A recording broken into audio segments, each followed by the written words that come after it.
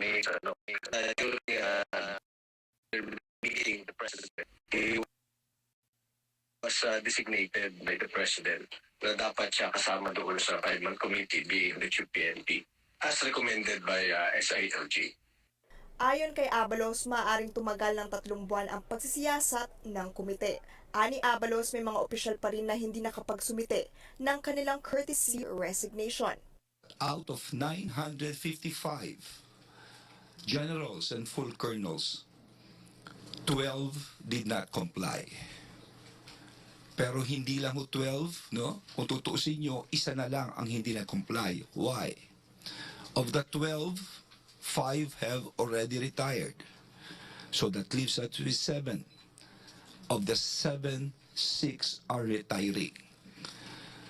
If we're going to look at the figures, technically, only 1 has not yet submitted the resignation. Wala namang parusang ipapataw para sa hindi nakapagsumite ng resignation. Apila lang ang paghikayat sa third-level officers para tuluyang malinis ang kanilang mga pangalan. Hindi raw dito nagtatapos ang investigasyon. Tuloy-tuloy na raw ito hanggang sa mga mas mababang ranggo. Tuloy-tuloy talaga ang case build-up, ang monitoring. Ang tanong kasi rito, bakit inuna ang general and colonels? At inuulit ko, hindi sila ganong kadami ha, o konti lang ito. Pero maski konti, they could do a lot of damage because they occupy very critical and very sensitive positions. So yung sa ilalim, yan, investigasyon na yan. Dire-diretso na yan, hanggang dulo. Kapag may nasagap na impormasyon, ipapasa raw ito ng komite sa National Police Commission o NAPOLCOM para mas maimbestigahan. Nag-umpisa ang panawagan sa high-ranking officials na magsumite ng kanilang courtesy resignation matapos ang sunod-sunod na pagkakahuli ng PNP personnel sa anti-illegal drug operations. Chrissy de Matulak, CNN Philippines. Nagpasalamat si PNP Chief Rodolfo Azurin kay Pangulong Marcos sa pagkakatalaga niya sa komiteng mag-iimbestiga sa high-ranking police officials. Matatandaang si Azurin ang pinakaunang nagsumite ng courtesy resignation. Sa isang pahayag, naniniwala raw siyang ito na ang simula ng pagbabago sa pulisya. Nangangako rin siyang magiging fair, objective at judicious ang proseso. Hindi rin daw itong mababahira ng personal bias at political color. Ibinasura ng Sandigan Bayan ang apela ng pamilya Marcos na ibalik sa kanilang ilan sa mga ari-ariang nasamsam ng gobyerno, katwiran ni na dating First Lady Imelda Marcos at ang anak nitong si Irene Marcos Araneta. Na-dismiss na ang forfeiture case nila noong 2019, kaya dapat nang ibalik sa kanila ang frozen accounts at properties. Anila, nagdusa na rin sila, quote, mentally and emotionally dahil higit 3 dekada nang tumatakbo ang kaso. Pero hindi ito pinagbigyan ng Sandigan Bayan 4th Division bukod sa inapela ng Presidential Commission on Good Government o PCGG sa Korte Suprema ang kaso noong 2022. Sinabi ng Anti-Graft Court na hindi sapat ang mga ipinakitang pruweba ng mga Marcos para igawad sa kanila ang writ of execution. Pinalda rin ang pagbabasura sa forfeiture case laban sa namayapang dating Chief Justice Renato Corona at sa kanyang asawang si Cristina. Paliwanag ng Sandigan Bayan 2nd Division, hindi na inapela ng gobyerno ang naunang desisyon noong Nobyembre. Nag-ugat ang kaso sa akusasyong hindi dineclare ni Corona ang ilan sa kanyang mga ari-arian sa kanyang Statements of Assets, Liabilities and Net Worth o SALN. Pero nauna nang sinabi ng korte na walang patunay rin na ang mga asset na ito ay ill-gotten wealth.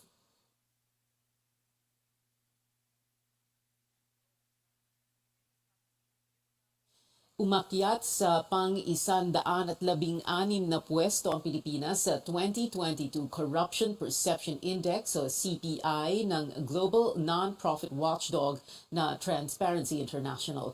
Mas mataas yan kumpara sa 2021 ranking na 117th, pero napanatili ng bansa ang score nitong 33 out of 100, mas mababa sa global average na 43.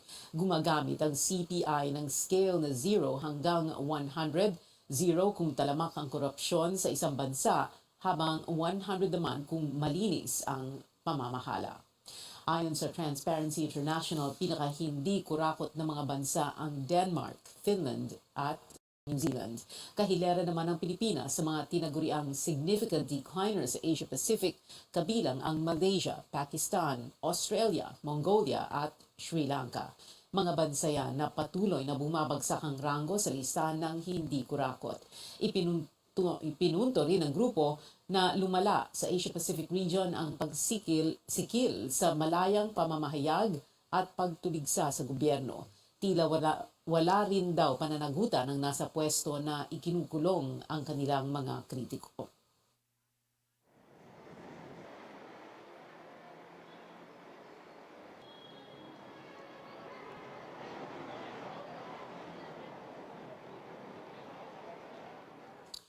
Sa gitna ng mataas na presyo ng sibuyas, isinusulong ng mga mambabatas ng pagbuo ng isang Philippine Onion Institute. Naniniwala sina Nueva Representative Vergara at Mika Swansing na paraan ito para lumago ang industriya ng sibuyas, matutulog sa pagsasaliksik, pagtatanim, pag-aani at maging ang bentahan ng produkto.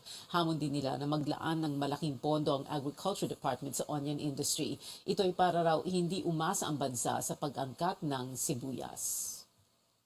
Kung sisilipin po natin yung GAA, while there's funding for the high value crop development program, wala po talaga specifically na naka-funnel for onion farmers. While we recognize na meron pong naibibigay na mga seeds, hindi po ito sapat at hindi po ito tuloy-tuloy. Bumuo ng House Committee on Agriculture and Food ng Technical Working Group para pag-aralan ang paglikha ng Philippine Onion Institute. Ikinapiko ni Senadora Amy Marcos ang natigil na House hearing kaugnay ng agricultural smuggling sa bansa. Giit ng Senadora na siyang chairperson ng Committee on Cooperatives, kailangan ng malambat ang nasa likod ng talamak na smuggling. Naniniwalang mambabatas na mga smuggler ang tunay na pahirap sa mga magsasaka. Nagtataka rin daw si Senator Marcos kung bakit wala pang kinakasuhang big-time smugglers kahit nabunyag na ang pangalan ng mga ito sa isang Senate hearing. Kasama sa ipapatawag ng Senadora sa susunod na hearing ang Bureau of Customs na patuloy daw ang pag-iitsipwera ng kanyang imbitasyon.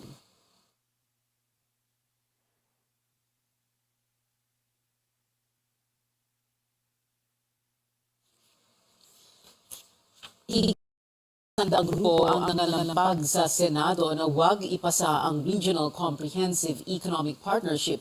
Mga magsasaka kasi ang pipilayan ng Free Trade Agreement. Kakalamanin kasi ng imported product sa mga lokal na halaking Pilipinas. May report si Carrie Gator. We have seen big supply gaps and price hikes in sugar, onions, rice, and eggs. Things can worsen. Hindi pa handa ang bansa para pumasok sa Regional Comprehensive Economic Partnership o RCEP. Yan ang ipinunto ng mahigit 100 grupo mula sa sektor ng agrikultura ngayong itinutulak ng Trade Department na ratipikahan na ito ng Senado sa unang quarter ng taon. Ang RCEP ay isang free trade agreement na kinabibilangan ng Association of Southeast Asian Nations o ASEAN, gayon din ng China, Japan, South Korea, Australia at New Zealand. Sa ilalim ng kasunduan, halos 70% ng agricultural imports ang hindi napapatawan ng taripa, kabilang ang isda. Nababahala ang mga grupo na magiging bagsakan ng mga imported na produkto ang bansa at lalong dadapa ang mga magsasaka. So malamang magkakaroon po ng yung tinatawag na import surge. Papasok pa rin yung napaka-mura na produkto, sibuyas yan, o kung ano yan, from China, from Thailand, sugar, etc. So it does not solve the problem. In fact, it will aggravate our situation. Dagdag pa ng mga grupo, wala ring safety nets gaya ng maayos na border control para masigurong ligtas ang mga papasok na kalakal. Giit naman ng Agriculture Department hindi kasama sa mga mawawalan o mababawasan ng taripa ang highly sensitive commodities kabilang ang bigas, asukal, mais, sibuyas, karne at ilang gulay. Pero taliwas sa sinabi ng DTI na handa na ang bansa sa RCEP, bukas daw ang DA na upuan muna ang mga sinasabing posibleng maging problema. After all, what is needed for the sector. Open naman for new subjects, we do always come up with a better decision. Samantala, tutol din ang Samahang Industriya ng Agrikultura o SINAG sa plano naman ng DA na mag-angkat ng 450,000 metric tons ng puting asukal habang patuloy ang taas presyo nito. Mainam daw na tapusin muna ang anihan, gaya ng dapat na ginawa sa sibuyas. Carrie Cator, CNN Philippines. Susunod, problema sa patubig sa gabal sa pag-angat ng turismo sa isang bayan sa Iloilo. At 6-day visit sa Africa, inumpisa na ni Pope Francis. Magbabalik ang Newsnight.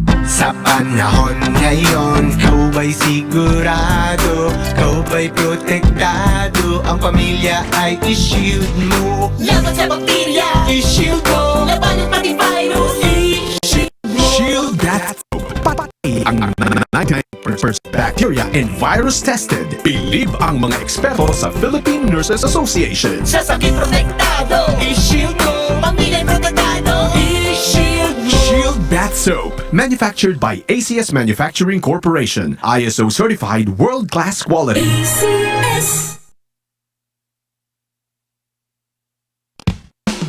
Ang buhay ay masaya pag ang hugasin ay easy, lalo na sa masebong kaldero at kawali. Kaya mag-Smart Dishwashing Paste, pang heavy-duty hugasin. Ang galing, galing, galing. Smart! Yan ang Smart Dishwashing. May double tanggaling formula, tanggal galingan sebo at bakterya. Kaya ang Smart #1 Dishwashing Paste. Ang galing, galing, galing. Smart! Yan ang Smart Dishwashing. Smart Dishwashing Paste, manufactured by ACS Manufacturing, ISO certified world-class quality. ACS.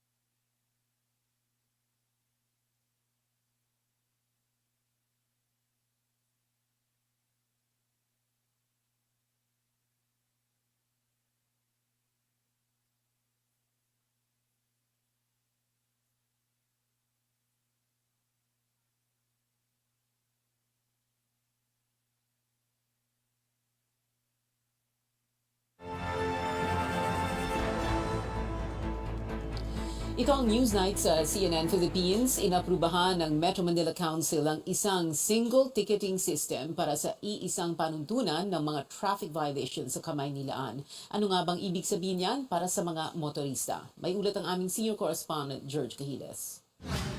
Para sa mga motorista, nakakalito ang iba't ibang panuntunan at mga penalty na sinusunod ng mga local government units sa Metro Manila pagdating sa batas trapiko. Ang solusyon ng mga otoridad, isang traffic code na susundin ng lahat. It is hereby approved. Kanina, inaprubahan ng Metro Manila Council ang pagkakaroon ng single ticketing system sa ilalim ng Metro Manila Traffic Code. Ibig sabihin niyan, pare-parehas na ang panuntunan at mga penalty sa mga motoristang lalabag sa mga batas trapiko sa NCR. Kasama na rin dito ang No Contact Apprehension Policy o NCAP, sakaling paboran ng Korte Suprema ang posisyon ng pamahalaan na ipagpatuloy ang implementasyon nito. This is almost 28 years in the making, and this is a very historic moment for all of us. Malaking tulong ito sa ating mga mamamayan, sa ating mga motorista. Malaking ginhawa ito sa kanila sapagkat una-una, hindi na kukumpiskahin ang kanilang lisensya. Pangalawa, kung sila man ay matikitan, pwede na sila magbayad kung saan man sila sa Pilipinas. Sa resolusyon na ipinasa ng Metro Manila Council, tinukoy ang 20 traffic violations na pare-parehas na ang penalties. Kasama sa mga violation na ito, ang disregarding traffic signs, illegal parking, number coding, truck ban, reckless driving at tricycle ban in major roads. Sang-ayon naman ng ilang motorista sa konsepto ng single ticketing system. Yung abala, less na. At tapos yung rampant na, alam mo yan, yung mga suhol o yung mga lagay, mawawala na yan. So pagbabayad diretso dun sa dapat magbayaran, wala na magiging problem. Kasi okay yung ginawa nilang isang bayaran lang kung magkano sa penalties. Sa tao na yan, sa nagdadrive na po yan. Pabor naman sir, pabor naman. Para pare-parehas sir. Para at least walang hassle sa ibang. Dahil single ticketing system na ito, mangangailangan ng interconnectivity sa LGU, MMDA at LTO. Ang MMDA na daw ang bahalang bumili ng mga kakailanganing gamit para dito. Pero bago maipatupad, kailangan magpasa ang 17 local government units ng ordinansa na siyang aamyenda sa kasalukuyan nilang mga polisiya. Tiwala raw ang MMDA na magagawa ito ng mga LGU hanggang March 15. Pero nang tanungin kung ano ang mangyayari sakaling may mga LGU na hindi makapagpapasa ng ordinansa, Think positive po tayo dito na lahat makagpapasa. We're confident na maiipasa to dahil ito naman po ay para sa kagalingan ng lahat. kung hindi magkakaproblema, posibleng sa Abril na daw simulan ang pagpapatupad ng single ticketing system para sa mga traffic violations sa Kamaynilaan. George Cahiles, CNN Philippines. 7 kasunduan ang lalagdaan ng Japan at Pilipinas sa pagbisita ni Pangulong Marcos sa Tokyo. Sinabi ng Presidential Communication Office na kasama rito ang ugnayan sa depensa, seguridad at ekonomiya. Dagdag naman ng Foreign Affairs Department na ang Japan ang tanging bansang may bilateral free trade agreement sa Pilipinas. Kaya naman hindi nakakapagtaka na noong 2021, Tokyo ang ikalawang pinakamalaking trading partner ng bansa. Japan has also been the country's biggest bilateral source of active official development assistance or ODA, providing concessional loans to finance important infrastructure and capacity building projects, social safety net programs, education, agriculture, and science and technology support, and many other high-impact programs. Gagawin ang working visit ni Ginoong Marcos sa Japan sa February 8 hanggang 12. Nasa bansa muli si U.S. Defense Secretary Lloyd Austin. Kaninang umaga, binisita niya ang Western Mindanao Command Headquarters sa Zamboanga City. Ang detalye sa ulat ni Senior Correspondent David Santos. Mula sa Osan Air Base sa South Korea, lumipad si U.S. Defense Secretary Lloyd Austin patungong Maynila Martes ng gabi. Lumapag ang eroplano niya bandang alas 9 ng gabi, kabilang si U.S. Ambassador Mary Kay Carlson sa mga sumalubong sa kanya. Kanina naman, tumungo sa Zamboanga City si Austin. Binisita niya ang mga sundalo Amerikano na naka-rotational deployment doon. Mahigit 2 dekada na ang presensya ng mga tropang Kano sa bahaging iyan ng Mindanao. Malimit nakapwesto sila sa loob ng mga kampo ng Armed Forces of the Philippines gaya ng Western Mindanao Command, pakay ng US Forces na tulungan ng AFP sa kampanya kontra terorismo, kabilang ang iba't ibang mga training para sa mga sundalong Pinoy. Nakipagpulong din si Austin sa mga opisyal ng AFP na pinangunahan ni Chief of Staff General Andres Centino. All of this engagement is part of yung mutual defense treaty natin at saka yung mga mechanism implementing itong docs natin. Purpose is to strengthen working relationship between both governments. Bukas nakatakda ang serye ng mga meeting ni Austin dito sa Maynila, kabilang dito ang kanyang courtesy call kay Pangulong Bongbong Marcos at ang pulong niya sa Department of National Defense kung saan makakasama niya ang kanyang counterpart na si Secretary Carlito Galvez, National Security Advisor Eduardo Año at Foreign Affairs Secretary Enrique Manalo. David Santos, CNN Philippines. Nagpataw ng bagong sanctions ang Western countries laban sa military junta ng Myanmar, kabilang dito ang United Kingdom, United States, Canada at Australia ayon sa British news outfit na The Guardian. Layo ng sanctions na pigilan ang pag-supply ng aviation fuel sa Myanmar Air Force na inaakusahan na walang habas na pambobomba sa civilian areas doon. Nanawagan naman ng ilang protest leaders ng isang silent strike kung saan mananatili lang sa mga tahanan ang mga tao bilang oposisyon sa gobyernong militar ng Myanmar. Matatandaang nanawagan ng Association of Southeast Asian Nations o ASEAN na tigilan na ang karahasan sa Myanmar. Dapat daw gumawa ng hakbang ang mga nasa kapangyarihan para matupad ang isang national reconciliation sa bansa. Para din daw ito sa kapayapaan, seguridad at katatagan ng ASEAN region. February 2021 nang patalsikin ng militarang gobyerno ni former Myanmar leader Aung San Suu Kyi, hinatulan ng 77-year-old na si Suu Kyi ng 33 pagkakakulong or 33 taong pagkakakulong dahil sa corruption allegations.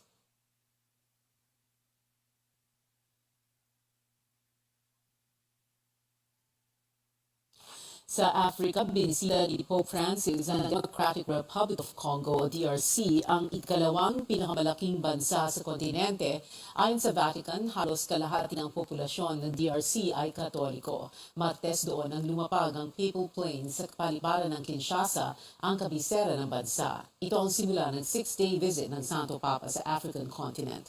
Naka-wheelchair ang 88-year-old pontiff habang sinasalubong ng libo-libong tao. Ilang oras matapos ang masayang pagsalubong, nagbabala ito laban sa mga umaabuso sa likas na yaman ng bansa. Ugat daw ito ng digmaan, kagutuman at pagdikas ng mga tao. Sa mga susunod na araw, makipagkita si Pope Francis sa mga biktima ng karahasan sa DRC. 1985, huling binisita ng pinakamataas na pinuno ng simbahang Katolika ang bansa. Sa Biyernes, magtutungo ang Santo Papa sa South Sudan at lilipad pabalik ng Vatican sa February 5. Ang pagkain ng processed foods ay iniugnay sa pamumuo ng cancer o posibleng pagkamatay dulot ng sakit. Base yan sa ginawang pag-aaral ng halos 200 siyentipiko sa United Kingdom. Lumalabas sa pagsusuri na may kaugnay ng pagkain ng overly processed foods tulad ng hotdog at donut sa 34 na uri ng cancer sa loob ng 10-year period. Ayon sa mga eksperto, may kaugnayan ng 10% pagtaas ng processed food consumption sa 2% pagtaas ng pagdevelop ng cancer. May panganib din daw na magka-ovarian cancer at mamatay dulot nito. Pero ayon sa mga may akda ng pag-aaral, tanging association o pagkakaugnay lamang ang pinatutunayan nito at hindi causation o sanhi. Abangan, problemado ang ilang residente ng Carles, Iloilo sa turismo dahil sa issue ng water supply. Ang detalye sa special report ni Senior Correspondent George Cahiles. At isa na namang Asian act ang makakatanggap ng Billboard Women in Music Award. Manatiling nakatutok sa CNN Philippines.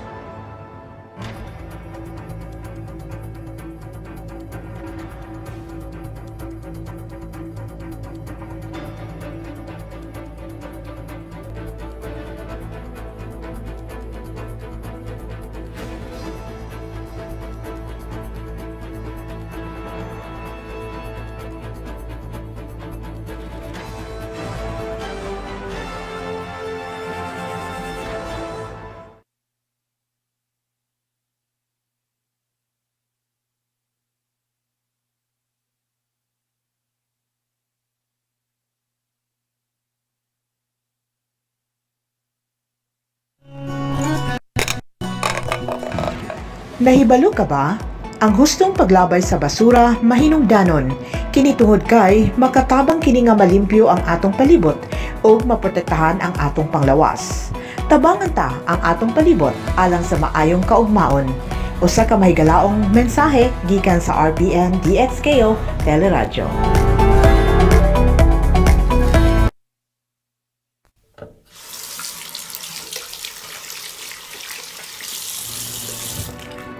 Ang paghugas sa atong kamot mao ang first line defense batok sa daghang sakit, sama sa diarrheal diseases, respiratory diseases ug infection. Mao nga batasana ang kanunay nga paghugas sa kamot aron malayo kita sa sakit. Usa ka pahinumdom gikan sa RPN DSKO and Radyo. Para di madaling masira ang ngipin ng pamilya, ngayon pa lang, Unique toothpaste for brushing every after kumain. dahil ang unique toothpaste may Max Protect formula. Ngipin ay Max Alaga, Max Protektado pa. Helps stop cavities even before they start, while keeping breath fresh with regular use. Unique toothpaste for brushing para siguraduhin ngipin ay Max Alaga, Max Protektado pa. Unique Max Alaga, Max Protectado with unique toothpaste maximum fluoride protection. Manufactured by ACS Manufacturing. ISO certified world-class quality. Boom, papaya, white rose papaya, yeah, yeah, yeah. Boom, puti ka in 7 days, oh yeah, yeah, yeah, yeah, yeah, yeah.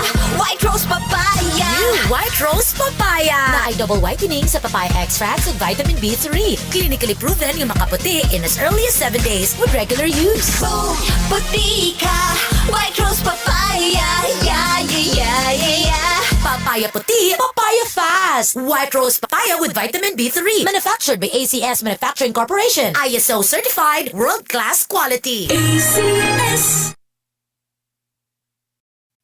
It's 6:30 p.m. That time check was brought to you by ACS Manufacturing Corporation, ISO certified world-class quality.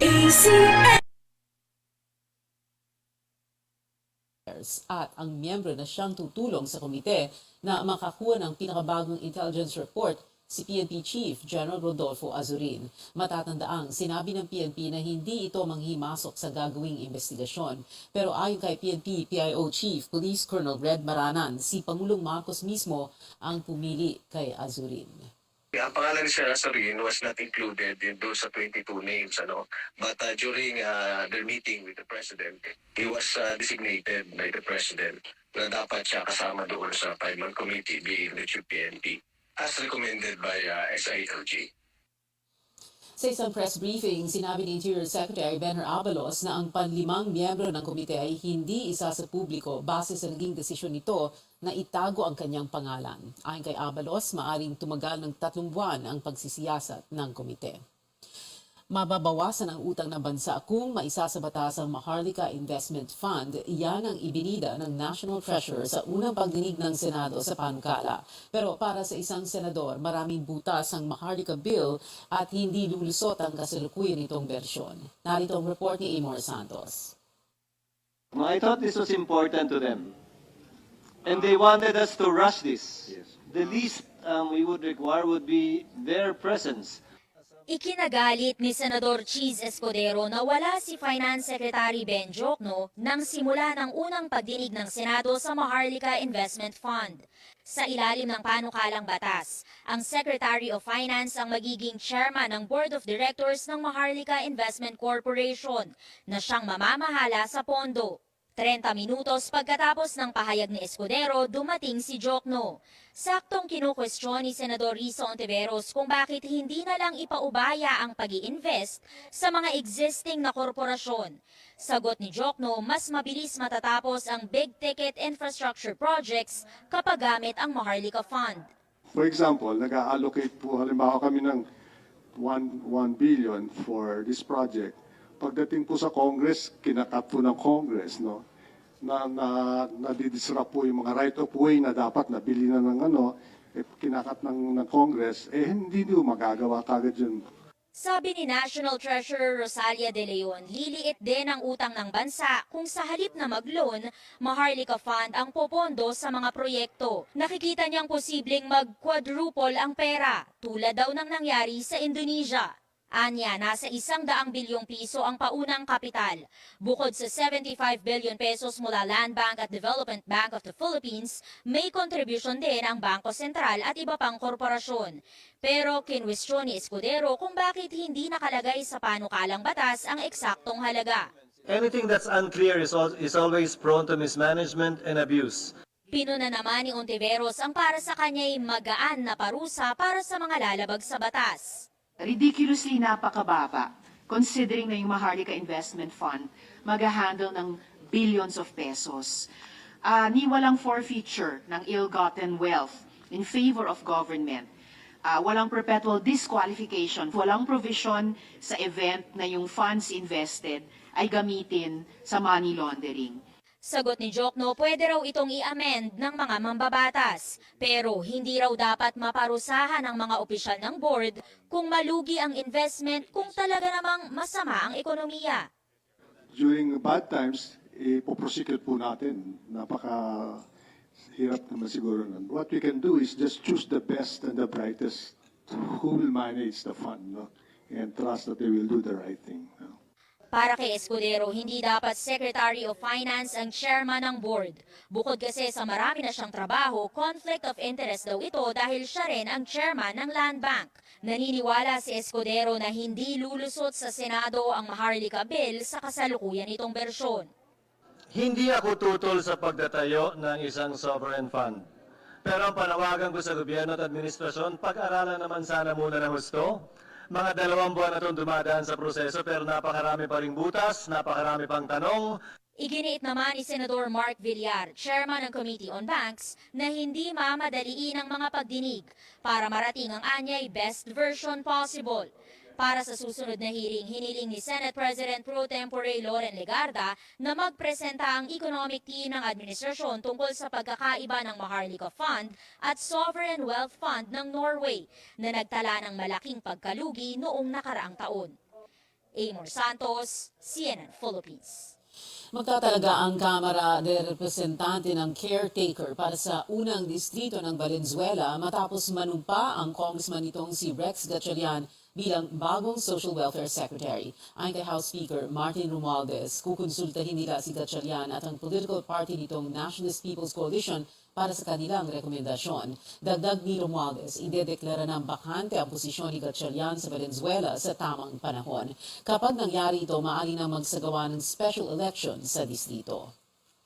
Usually when a vacancy occurs, no?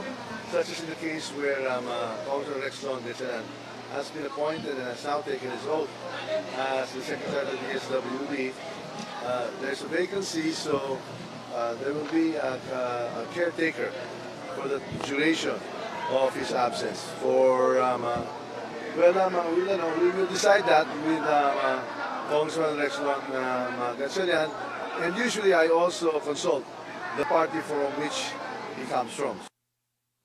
Samantala, marami namang natuwa sa pagkakatalaga ni Gatchalian sa DSWD. Ayon kay Senador Nancy Binay, good choice si Gatchalian dahil bilang dati na siyang mayor, pamilyar na ito sa disadvantaged sectors sa iba't ibang ground scenarios. Ayon kay Senador J.V. Ejercito, worker na proven performer na si Gatchalian.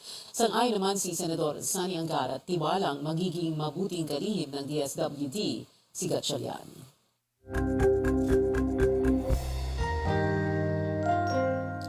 Nagpasalamat si dating Valenzuela Representative Rex Gatchalian sa pagtalaga sa kanya ni Pangulong Marcos bilang Social Welfare Secretary, kilalang dating Valenzuela Mayor sa kanyang social programs. Ano naman kaya magiging prioridad niya bilang bagong kalihim ng DSWD, Mr. Congressman, Mayor, Secretary na ngayon, Secretary Rex Gatchalian. Thank you very much for joining us now. Magandang gabi sa iyo. Magandang gabi, Pia, and maraming salamat sa pagkakataon na to na mabigyan ako ng chance na makwento yung mga vision natin sa inyong mga tagapakinig at tagapanood.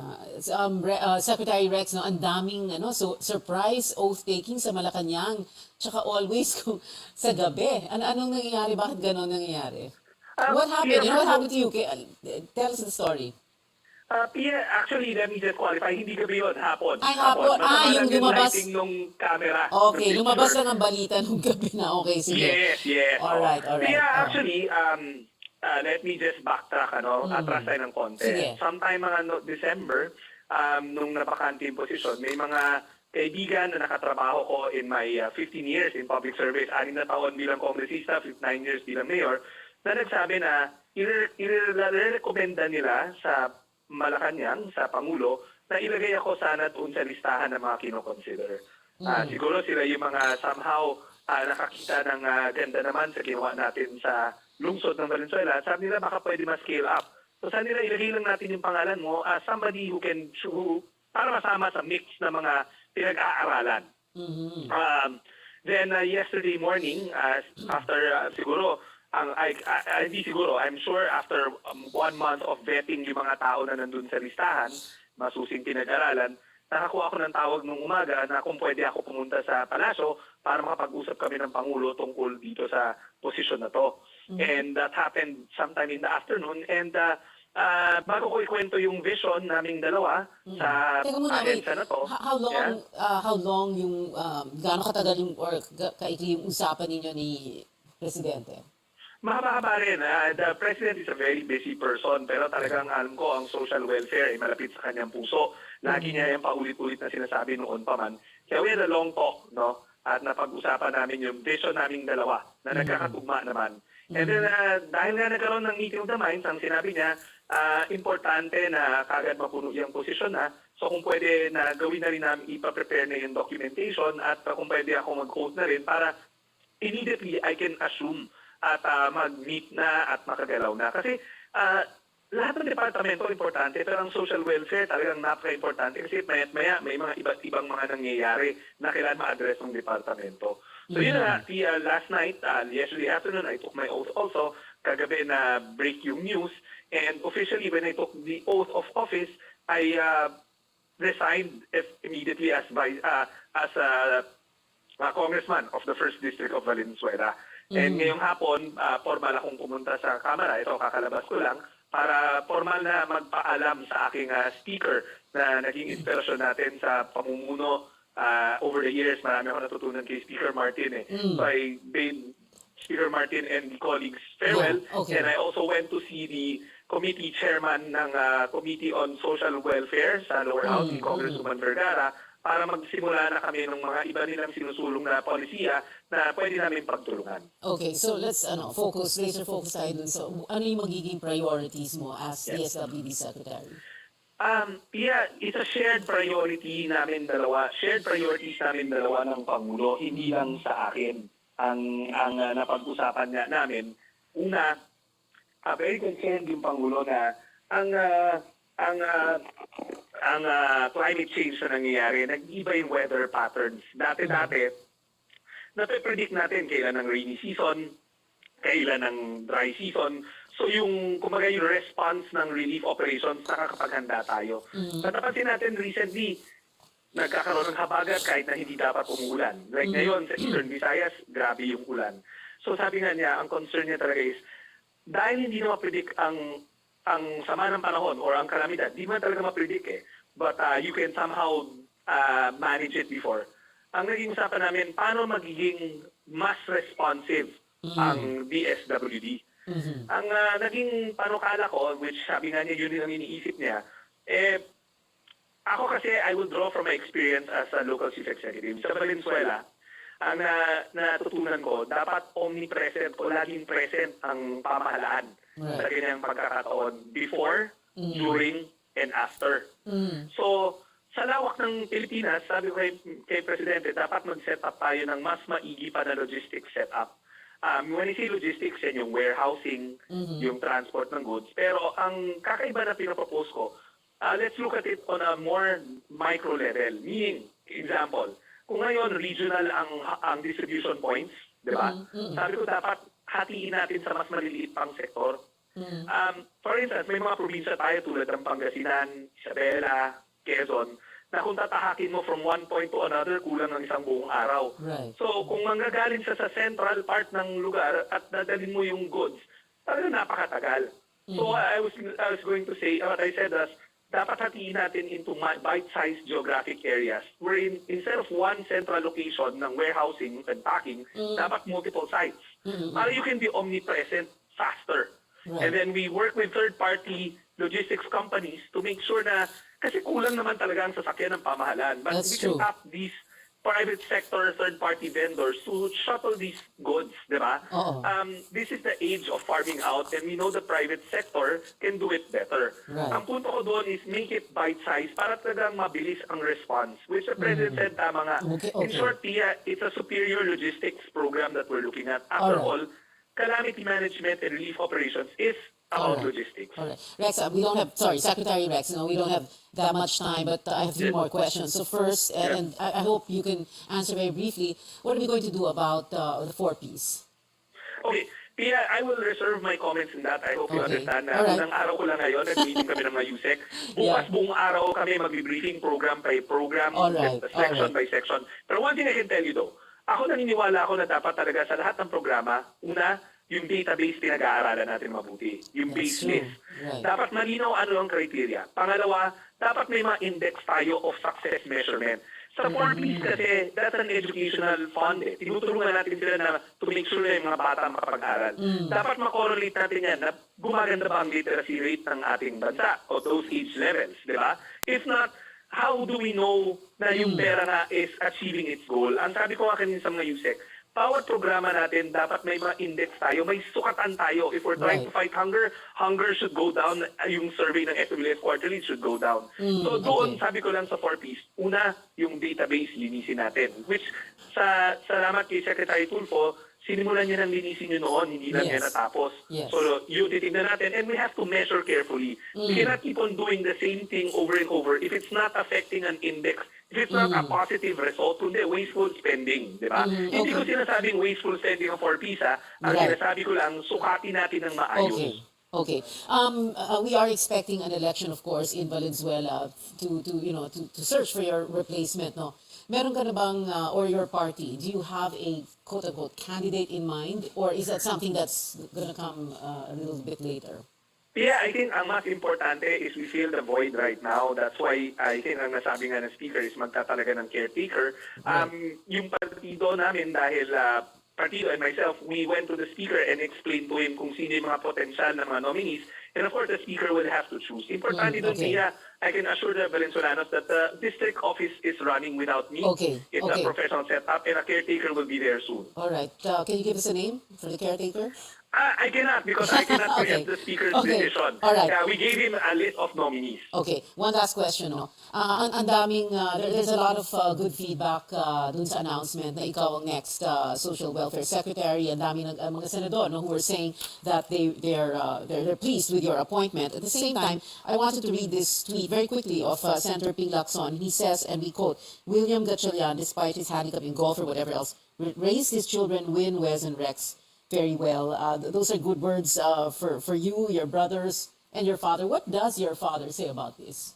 Your appointment. Yeah, actually, first of all, let me thank si Senator Lacson for the kind words. It's directed to all of us. But more than anything, I have to make it clear, my dad, he let us be who we want to be. He does not interfere with our public service. Diba? He doesn't do that.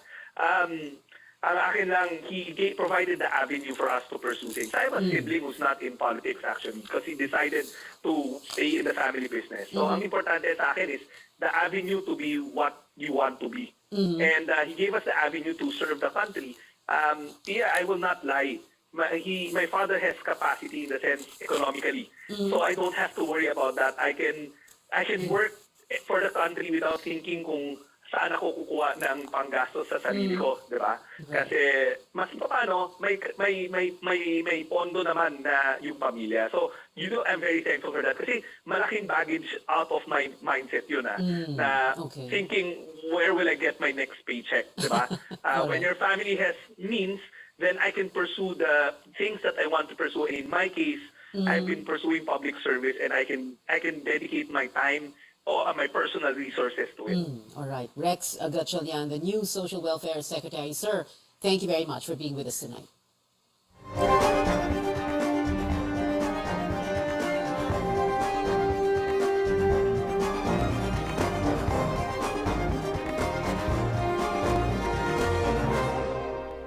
Naghanda ang isang bayan sa Iloilo sa muling pagdagsa ng mga turista matapos ang pagluwag ng COVID restrictions. Pero nagiging hadlang ang pag-antala ng proyektong patubig sa pagbangon ng turismo sa Carles. Narito ang ikalawang bahagi ng special report ni Senior Correspondent George Cahiles.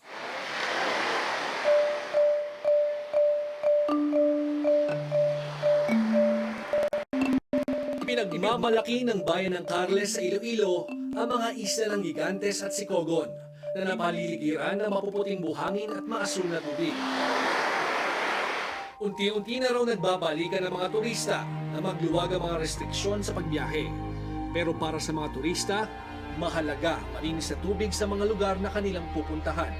Okay naman, pero mas maganda sana kung ang naligo kami doon sa next day namin, parang mahina yung pressure ng tubig. Oo, tubig lang talaga yung nila dito, kulang. Malaki raw ang potensyal ng bayan para maging isa sa top tourist destination sa bansa. Simula Enero hanggang Setyembre noong 2022, umabot sa higit 50,000 turista ang bumisita sa Carles. Bago magpandemya, umabot pa ito sa halos 100,000. Umaasa ngayon ng pamahalang lokal na turismo ang magpapalago sa ekonomiya at kabuhayan ng mga residente.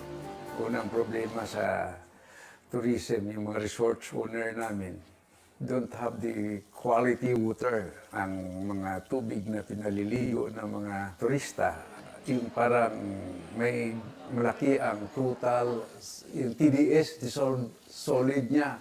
So kapag maligo ka, ang bula, hindi masyadong bula, tsaka medyo dumidikit sa iyong skin ang mga sabon. Patapos na sana ang programang patubig sa bayan na kayang mag-supply sa mga resort at residente. Ang problema, naantala ito dahil hindi nababayaran ng kontraktor ng higit 7 milyong pisong proyektong pipe overlaying. Ayon sa Carles Water District, hindi naglalabas ng budget ang luwa kahit makailang beses na silang nag-forward ng billing dito. Inano ako ng luwa na hold ang mga payments. So maghintay lang. Kasi ang in-endorse din naman nila yung billing na inano ko. Kaya lang ang problema, wala daw silang signatory doon sa disbursement ng mga payments. Now, ang hinihintay nila is yung administrator na ilalagay sa luwa, which is wala hanggang ngayon. Aminado ang LGU ng Carles na sa ngayon, kanya-kanyang diskarte muna ang mga resort para magkaroon ng tubig sa kanilang establisimento. Pero ang problema, kapag tag-init, minsan ay kinakailangan din maghanap na ng alternatibong pagkukunan nito. Swerte kami dito sa area namin kasi may source ng tubig. Ano lang siya, yung parang balon lang siya pero malinis. Pero hindi lang siya mainom. Pero ligo, mga kasos, ano naman, nakaka-sustain naman. Even sa swimming pool ko, yan ang ginagamit. Kung matuloy na yung nila mayor, yung project nila na water system nila, so baka lalo nang maraming papasok na talaga na investor dito. Kasi kumplito na. Nakatenga yung project dahil wala nang nagtatrabaho. Ang ini-expect namin sanang water connection namin, ma-increase sana ng service connection namin at mag-increase na aming revenue, hindi nangyari. Makailang ulit na humiling ng panayam ang CNN Philippines sa pamunuan ng luwa, pero tumanggi ito magbigay ng pahayag hinggil sa problema. George Cahiles, CNN Philippines. Abangan ang ikatlo at huling bahagi ng ulat ni George Cahiles na ilalabas bukas, hindi naman sa problema sa access sa malinis na tubig dito sa bansa. Pabor sa power unit ng San Miguel Corporation ang order ng Court of Appeals ukol sa planong pansamantalang taas-singil sa gitna ng mas mahal na fuel prices. Ayon sa Korte, may panahon ng San Miguel at power distributor Meralco na maghanap ng tinawag nitong equitable solution sa issue ng dagdag presyo. Tinanggihan ng Energy Regulatory Commission ang hiling ng San Miguel na pansamantalang baguhin ang singil sa ilalim ng Power Supply Agreement o PSA nito kasama ang Meralco. Pero sabi ng Korte, may probisyon sa PSA para sa mga pagbabago o amendments kabilang ang contract price. Susunod, Los Angeles Lakers star LeBron James umakyat sa all-time assists list ng NBA at South Korean girl group na twice tatanggap ng parangal mula sa 2023 Billboard Women in Music Awards. Manatiling nakatutok sa Newsnight.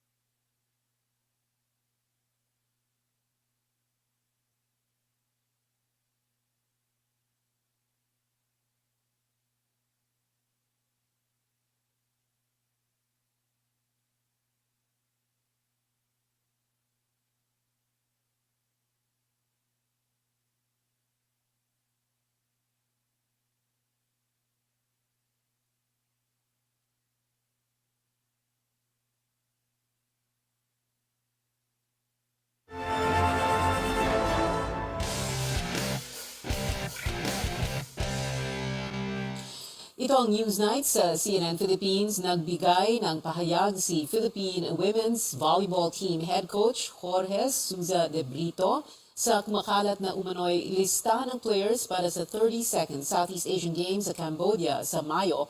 Unang iginit ng Philippine National Volleyball Federation kahapon na wala pa silang inilalabas na pool para sa SEA Games o anumang kompetisyon ngayong taon. Ito rin ang sinabi ng Brazilian coach sa interview ng Sports Desk kaninang umaga.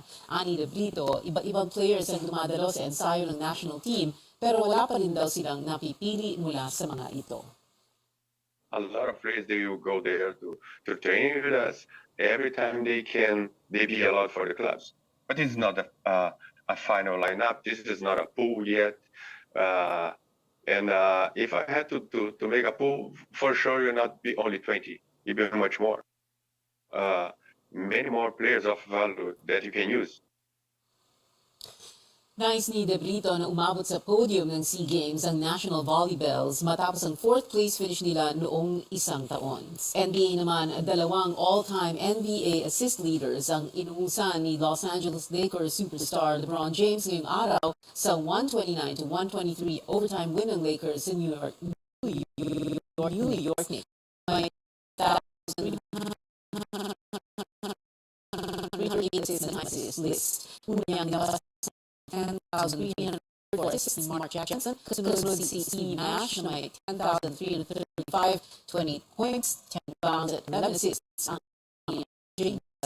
89 points na lang din ang kailangan niya para lagpasan ang all-time scoring record ni Kareem Abdul-Jabbar. Bumalik sa bansa ang isa sa mga itinuturing na greatest chess players of all time na si Russian Grandmaster Natalie Karpov. Inorganisa ito ng National Chess Federation of the Philippines bilang commemoration sa 1978 World Chess Championship sa Baguio City kung saan nagkampiyon si Karpov. Bago umakyat sa Baguio, ibinahagi niya ang kahalagahan ng chess sa Rizal Memorial Coliseum sa Maynila kahapon.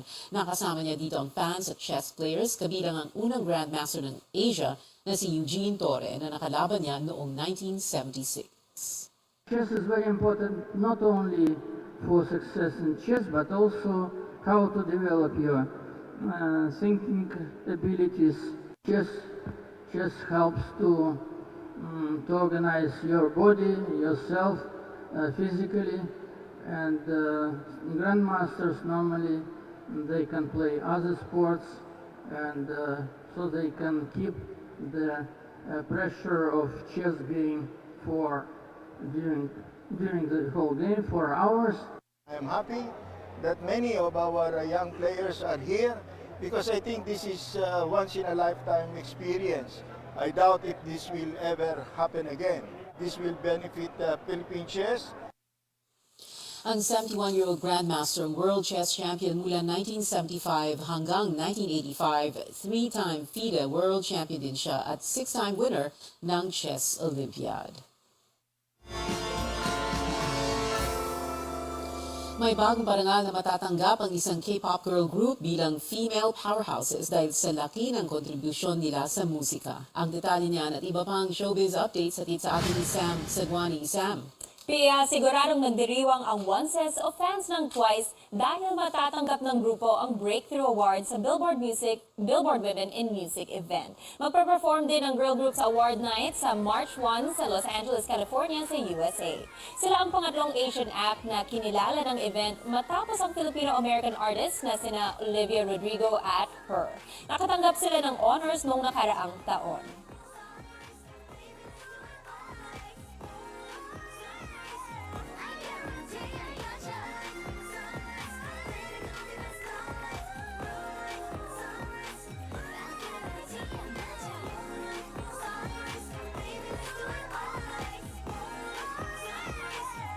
The fact that it's Vogue Philippines means everything to me. Ito ang pahayag ng Filipina-American singer na si Her, matapos niyang bumida bilang bagong cover ng Vogue Philippines for the February issue, wearing a white bridegroom pantsuit by Filipino designer Randolph.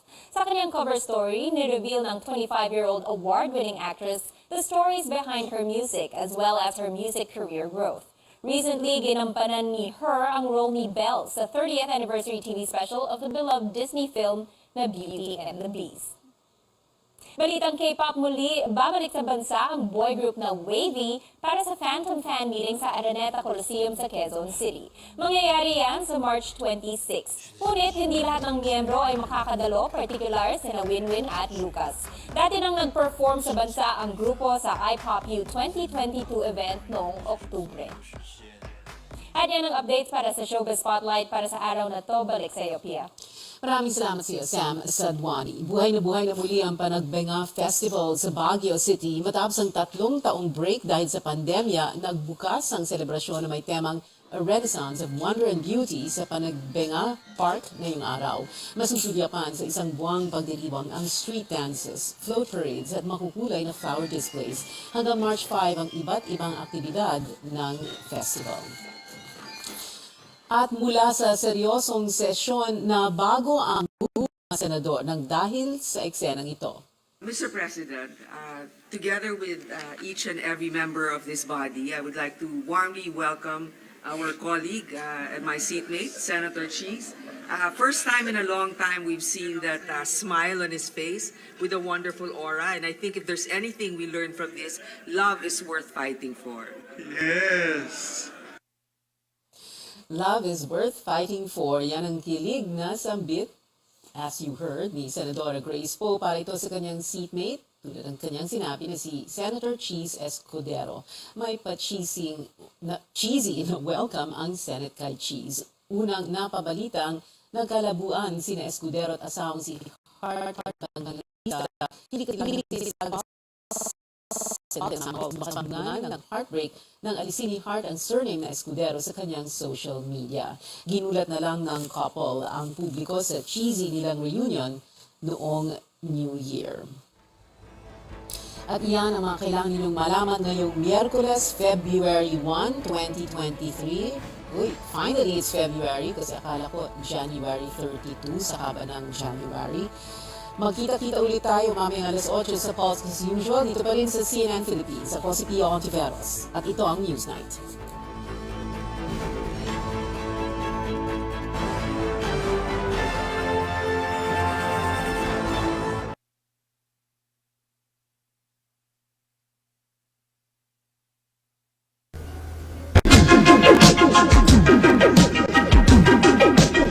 RPN, Radio Philippines Network Incorporated.